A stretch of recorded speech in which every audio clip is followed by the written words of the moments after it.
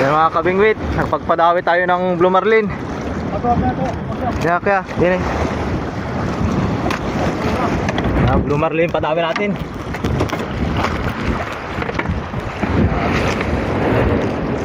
Kev, sa atin na mo dyan, baka makulkol.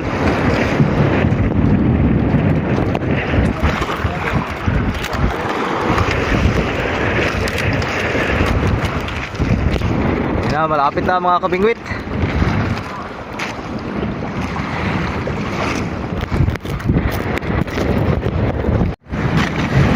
Yan na mga kabingwit, nahuli na namin. Oh, hindi nakapag-video ng maayos. Malikot yung susay.